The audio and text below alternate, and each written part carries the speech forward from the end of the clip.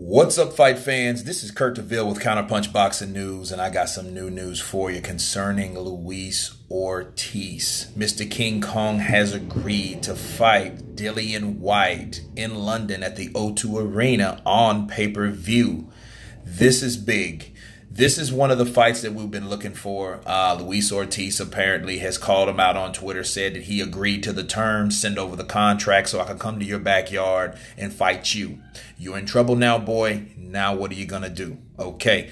And, you know, Dillian Whyte is not afraid to fight any fighter. You know, all these fighters are prize fighters, so they just want to get paid for the buck. Apparently, Luis Ortiz, you know, my last video, he apparently wanted too much money when the negotiations began. But however, you know, Luis Ortiz is showing big cojones, right? He's showing big cojones because this is something that wasn't recommended from his management team. You know, Jay Jimenez was the guy that you know, didn't want him to come to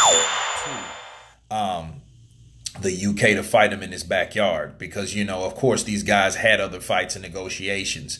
But Luis Ortiz, being who he is, wants to take on the task. So this is a great rebuttal. This is a great response, the ultimate best response that you can have from what Dillian Whyte said earlier, like last week, when he came out about his talks about fighting Luis Ortiz and what Luis Ortiz responded with. So since he agreed to the terms, he said with consideration, Ortiz said with consideration that, hey, yeah, I'll come fight you. You know what I mean? That just shows cojones. I love it. You know what I mean? That's why the heavyweight division is coming alive. Dillian Whyte is no longer a undercard guy. So there was no need for Luis Ortiz to be there anyway, because Luis Ortiz is a guy that's been known.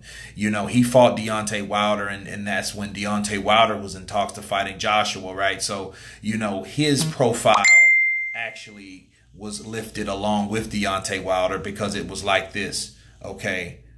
Deontay Wilder's profile was lifted because of Anthony Joshua. Well, Dillian Whyte has been in the mix the whole time calling out Deontay Wilder. So that was kind of like the fight that people wanted to see if the fight between him and Joshua couldn't happen.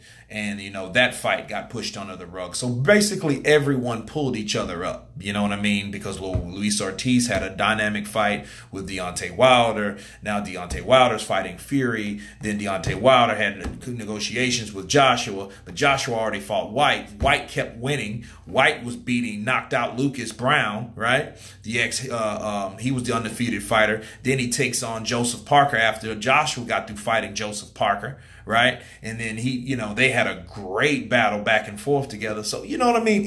Look, this is what heavyweight boxing is supposed to be like. We're supposed to see the best fights. You know what I mean? And this is one of the best fights. It might sell out faster than Fury Wilder. You know what I mean? And if it does, that could show a lot. You know what I mean? I want to talk about that for a minute.